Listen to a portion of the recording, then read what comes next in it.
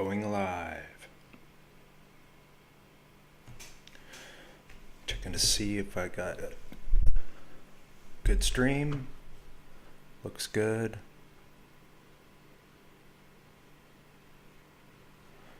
All right. Thought today I would add some narration to a video that I had previously uploaded to YouTube called Piranesi Prisons, and that video is the slideshow with a soundtrack, and it does not have narration to it, and it was my goal to add narration to it at some point. Sometimes I like to put out two versions of a video, one with narration and one without, with just the soundtrack. And today I wanted to see if I could do a slightly different way of adding narration to the videos, and that would be doing it through the LiveStream software OBS, which I've done a live stream on before. This one won't actually be a live stream. I'm just going to record it in OBS, and then if it turns out good with the narration, I'm going to upload it as the narrated version of the Piranesi Prisons. So, for those new to the channel, my name's Bill Miller, and the channel is billmillerflip. And I've got a pretty good collection of videos that I've posted up on the channel. I'm up in the 20s on good videos, and if you got time, check those out. They're all mostly related to the old world and different events in the old world, different places of the old world, photography of the old world, and information that's available on things that we see from the past, primarily from the 1700s, 1800s, early 1900s. That's kind of my area of focus right now. There's a lot of good stuff going on with that, and I wanted to add some of my thoughts and videos to the collection. So let's get going here. I'm gonna start the video and add some narration as we go.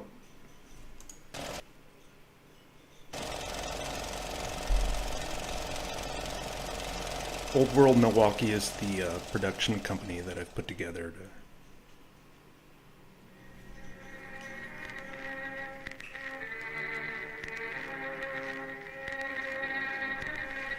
Giovanni Battista Piranesi was an architectural artist in the 1700s, mid-1700s. He's from Italy.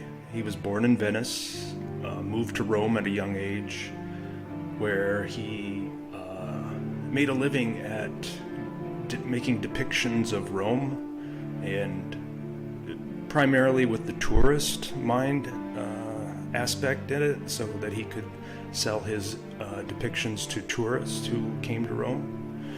And he has a very big collection called the Vedute di Roma, the Views of Rome, and I'd like to do an additional video on those because he's got so many amazing works. This video focuses in on 16 works that he did called the Carcieri, or prisons. The mainstream narrative will have us believe that these are imaginary prisons, stating that these places didn't exist or don't exist, and they were all from Giovanni Battista Piranesi's imagination. And excuse me, I'm not an artist. I don't claim to be an artist, but I would think it would be very difficult to draw something of such complexity and such depth and so much information and detail from my imagination. Perhaps it happens all the time. If any artists are out there, I know that they have very, very high imagination levels and creativity levels and skill levels. So if any artists are out there that would like to share their works or add some information to the conversation, it's welcomed. So some sources say that Piranesi experienced a fever or a delirium And as a result of this fever, these visions came to him, and he was able to turn them into these masterful etchings. And these etchings were done, I believe, from 1745 to 1750, over a 5-year period. Excuse me. And there's 16 of them, so, I mean, if we do a little math, that comes out to about 3 of these per year, 1 every 4 months. And, you know, that he must have had a very strong fever to have been able to have stuck with him, these visions, over the 5 years, and not to have forgotten them. Some other theories that are out there that deal with this are perhaps these are places that actually exist or existed from the old world. And you know, if we go with that thought, we would then assume that Piranesi was in these places and able to capture them, like, from the vantage point of the viewer. You know, perhaps they came around and said, "Hey, Piranesi, we want to take you on a tour, and we want you to capture these places," and took him around to these 16 prisons, underground, subterranean prisons underneath Rome, and let him do his thing, gave him an all-access pass, and, you know, he got down there and did his thing. Other theories are that, you know, maybe Piranesi is a fictional character, and these are works from the old world as a gift to us, maybe. Other theories are, you know, maybe these are taken with the help of a photograph. These are actually taken from photographs, which would call into question the history of photography. And some have noted that, you know, the camera in its earliest form, it's a very basic tool. And if the people that created these buildings and these artworks and had these technologies, that they could have, you know, created the camera and making these artworks much older. And perhaps there's actual photographs of these, or this is a version of a photograph with a filter on it. Just another thought that, another theory that's out there. So in these pictures, we see different layers to these places. Let me see if I can pause it right here. The man on the rack, especially. Yeah, this guy here, he's not having a good day. He's on the rack. He's being stretched. Looks like there's other torture devices in the other etchings and in this piece. We get the sense that things are kind of in disarray. Things have been wrecked, and things have been moved around and collected in areas, you know, possibly by the people that are now in control of this scene. Like, they were from lands beyond, the areas that we're not taught about, the areas out beyond. And they came by one day and saw how beautiful our realm was, and how nice and peaceful the inhabitants were, and they came in and by various means took over the realm, and took captive the original inhabitants of the old world. And perhaps we're seeing this depicted here, with the conquerors in control and the defeated being tortured, and their civilization being destroyed, and their artworks being stolen and collected, and all sorts of horrible things. And these figures we see are pretty large. I mean, these are large individuals. And then we also get depictions of figures that we'll call non-human, kind of have humanoid-like proportions, arms, legs, torso, head, but the features, like these figures here, I get the sense that these aren't statues. They're in animated poses, you know, with looking like there's some dynamic moves going on here. I don't know if you can see my mouse. This guy's standing on one leg. This person here, or this entity here, has their arm raised. Looks like their knees up in the air. Looks like they're in active poses, and you know, which suggests motion. But they don't seem quite human. They have claw-like hands. They're very large proportionally, like we would call them giants. But even as giants, they are dwarfed by the massive architecture. And we get the sense that these structures have a large percentage of them subterranean, underground. We do get glimpses of the outside world. There's a few shots where there's some clouds you can see through an open window portion. But for the most part, these things are covered and they're enclosed, and some more non-human figures there.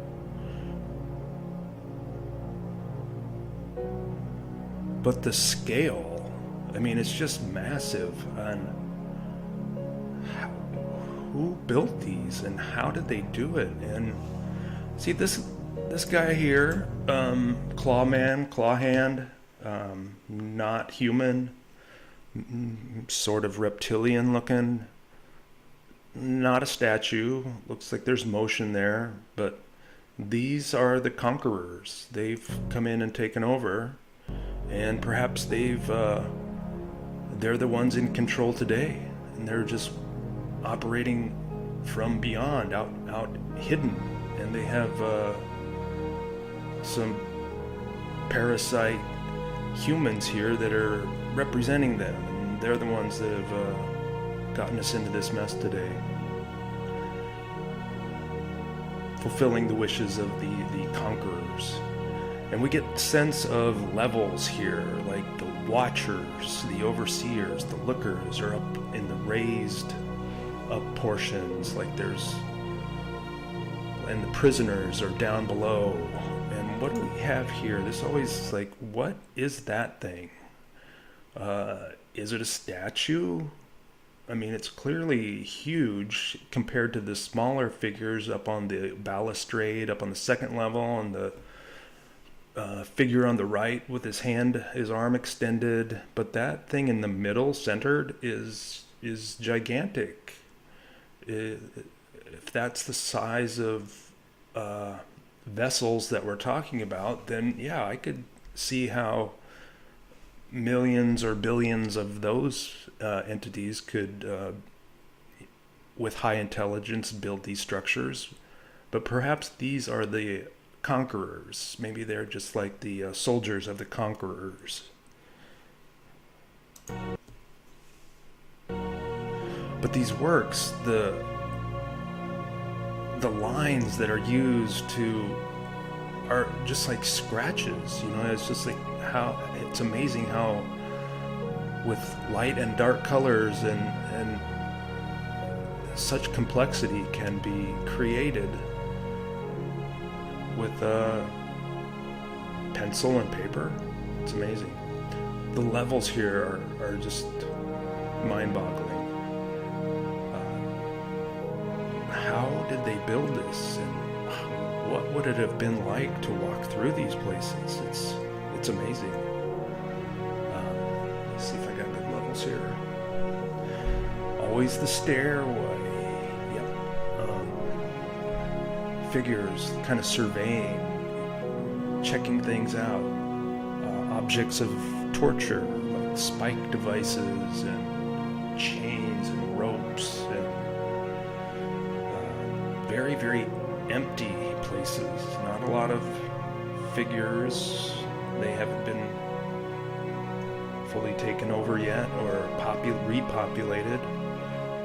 Now, do these places still exist? Are these somewhere that we're not taught about in lands beyond?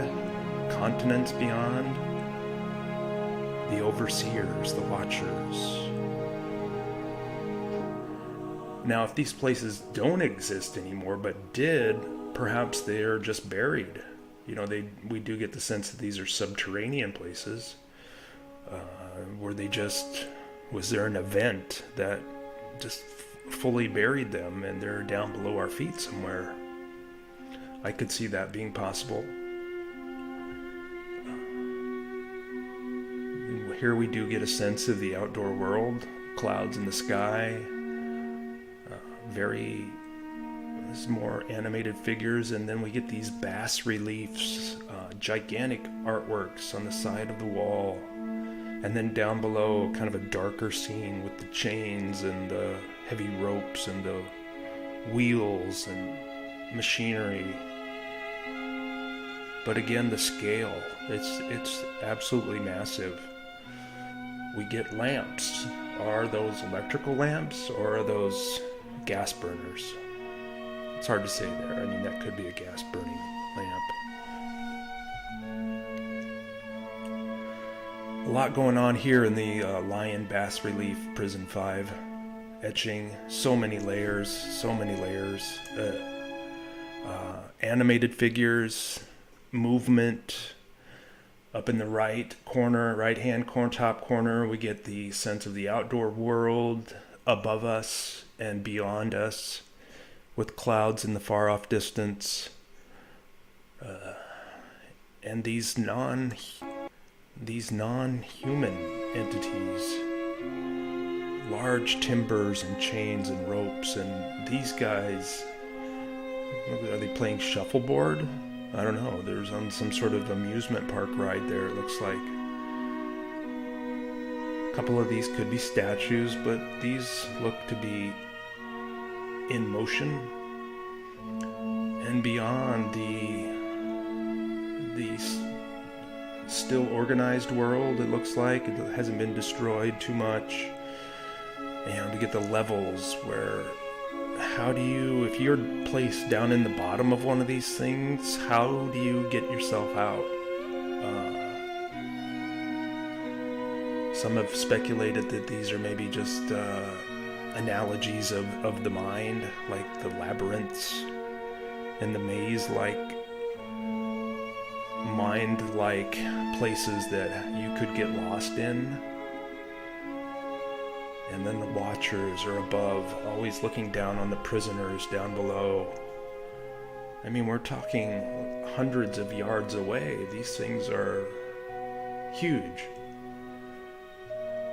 Multiple levels going further and further down. And here we have the prisoners on the platform as the etching is, let me fast forward that again. As the name of the etching, hope I haven't messed that up too bad. I can get back there. Prisoners on the Platform was the name of that one. And you get, there we go, I just had it. So the prison guards, we'll call them, they're up high, and then the warden and his security officers running the show, looking down, keeps going down, almost indefinitely, it seems like. There we go. So these guys, they're the ones that are having a bad day. They're the prisoners. They're bound, tied to stakes and poles, and they also don't look human, but that would make us wonder, are they from the old world, but they're prisoners now because they've been defeated? Did the old world inhabitants look like this? Or are these part of the conquerors, the parasites that came in and they maybe pushed it a little too far, or the controllers, the warden, no longer needed their services and for his army, and they had to get rid of them because they were too much of a liability, or it's hard to say. But they don't look human. They look very large, muscular, and they got some scary features.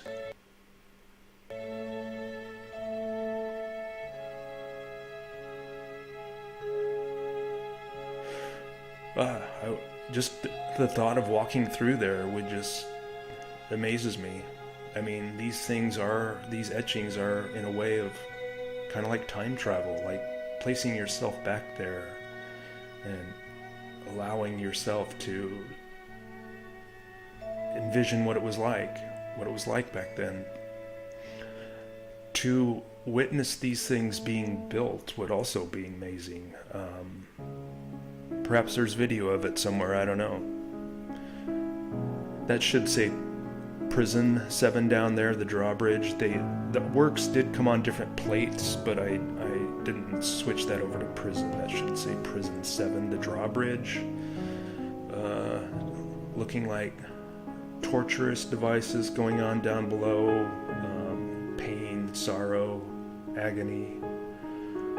And then people kind of having a chat on the stairs, walking around going, hey, did you find a way out of here yet? No, I haven't found a way out of here yet. While the onlookers above are like, yeah, they're never going to get out of there.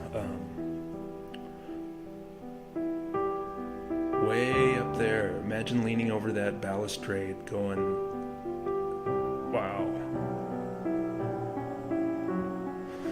Some more non-human entities. Very large scale, but still small in comparison to the structures. Some of Piranesi's future works are much more crisp and finalized, whereas these etchings, they still look like they're kind of raw and unfinished, but that's kind of the nature of that art form, that artwork. But still, even just imagine sliding your pencil back and forth on a white piece of paper and coming up with these. It's like I said, I'm not an artist, but I know that there's really talented and creative artists out there that do this kind of stuff all the time. Perhaps to this scale, I don't know. But these levels and the hallways and the stairs, very steep stairs. I noticed that too. The stairs are pretty steep. The round tower. Maybe a old world power station. I don't know what its use was, but I mean, it kind of does have that look that perhaps there's some sort of energy being created inside there. Pulleys and ropes of massive scales. Are those gallows or those nooses, or are they just for lifting heavy things? The onlookers in the vaulted arches that are hundreds of feet in the air, and these small scouting parties that maybe their job is to kind of keep an eye on the place.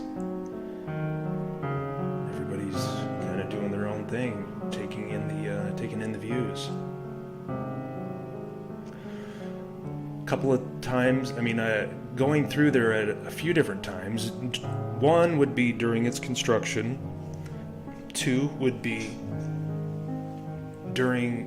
after construction with the original Old World inhabitants who built the place in their Old World ways would be an amazing thing to witness. And then the sadder, more negative era would be the takeover. These things have come in and taken over and are wrecking things, because I don't think the original inhabitants would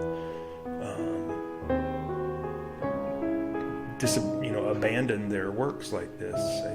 It looks like there was a takeover, if you ask me. But to get this much detail out of pencil and paper, and they have to be engraved,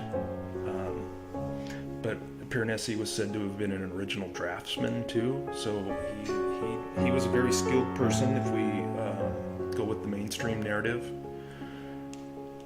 These look like, these things down at the bottom, they remind me, I shout out to Martin Liedtke over there at Flat Earth British, over there in Wales. These remind me of the empty night setups that he's spoken about, where it looks like it could be like an empty helmet and an empty vest, but I could be wrong. But anyway, big shout out to Martin over at Flat Earth British. Love his work. Watch him every Saturday. I think he's got the convention going on this weekend, so I'm looking forward to hearing back about that. Keep us posted, Barton. You're doing some good work. Thank you. But that reminds me of that. I mean, it does kind of look like a helmet with like some feathers on top and some other wardrobe kind of pieces down at the bottom of the stairs.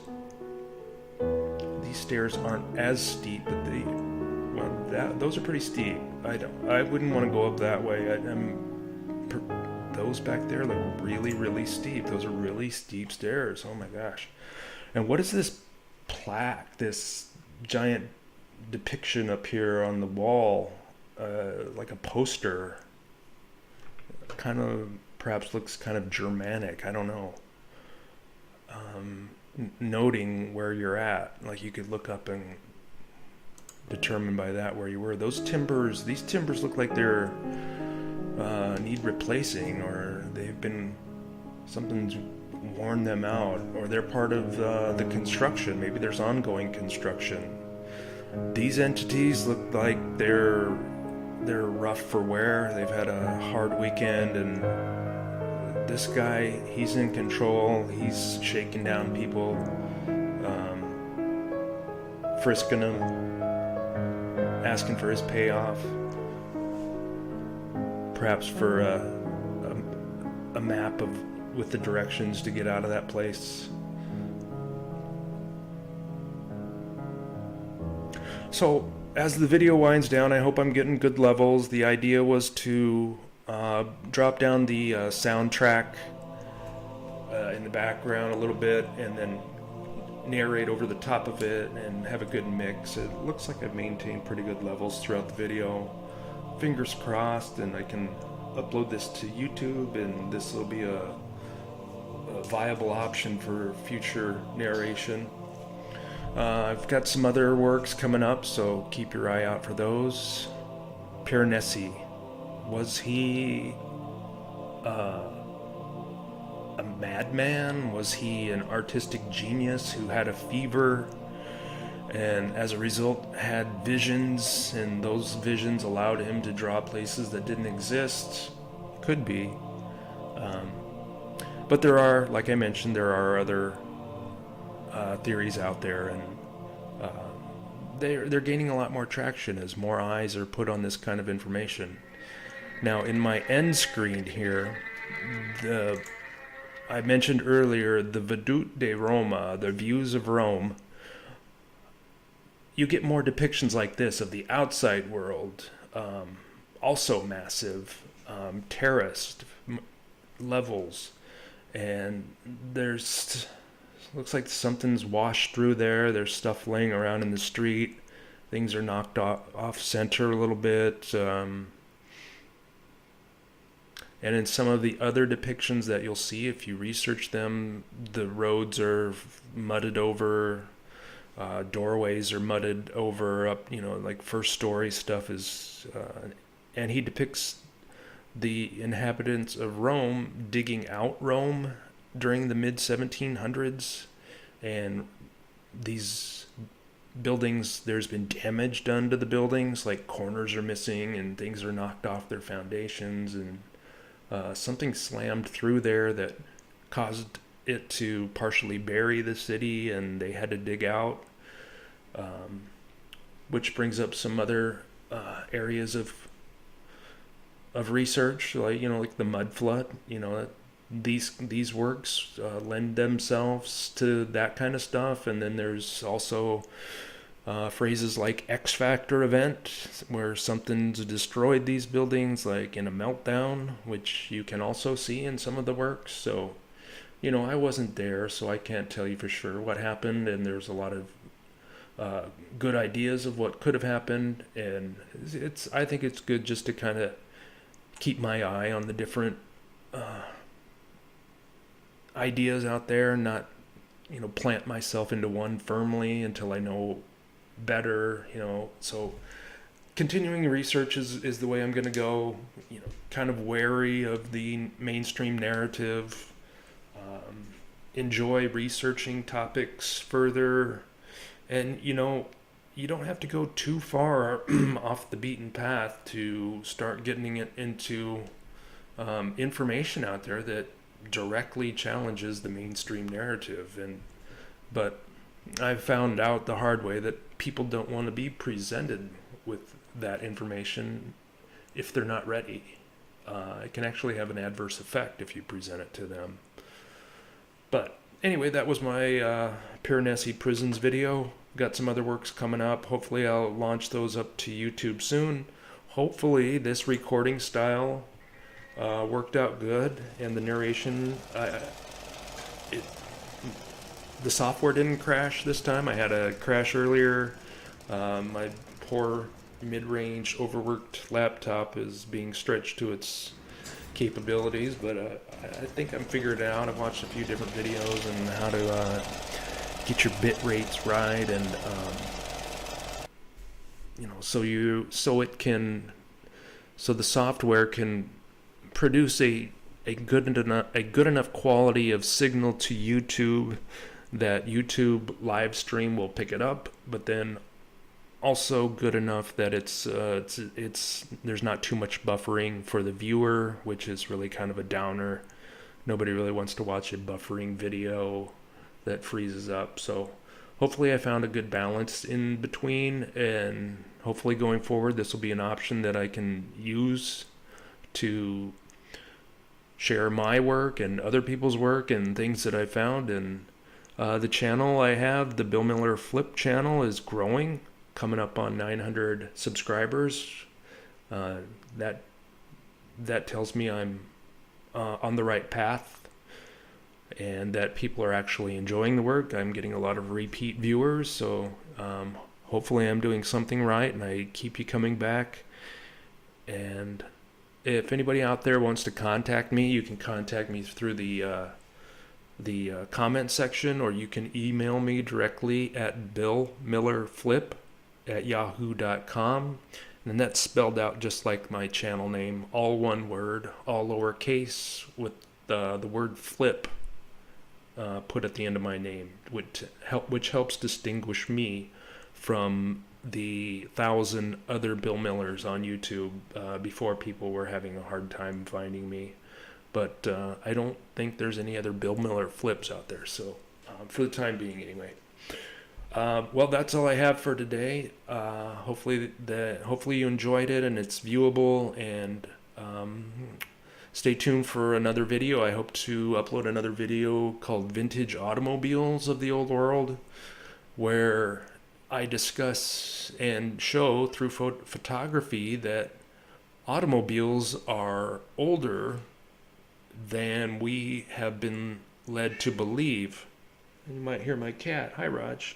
Want to come up and say hi? Okay, he's a little shy right now. We get the early 1900s as the launch of the first production vehicles, but in photographic evidence we can find all different types of amazing automobiles all over the place from an earlier period. So what's going on there? I have a feeling that automobiles are much older than we've been led to believe, and that they are an invention of the old world, one that has been hidden from us and presented to us in a way that the people in control, like back then it would have been the robber barons, and presented us in a way that the robber barons could capitalize upon and squeeze out as much money out of the inhabitants as they could, lining their pockets and creating a civilization reliant upon gasoline, automobiles, tires, and that kind of thing, instead of free energy, renewable, efficient, inexpensive travel like airships, dirigibles, electric tram systems that were found in every city, and all the other good ones. Inexpensive, free energy, made for every inhabitant to easily use every day, and for some reason the parasites that control this realm got in control and had to have all of those destroyed so that they could introduce their forms to us, which required us to be self-reliant upon them and throwing all our money at them to get around. So but with that, I'm gonna head out here. Enjoy your day. I'm here in Milwaukee. Looks like a pretty nice day out. It's about 2 in the afternoon here.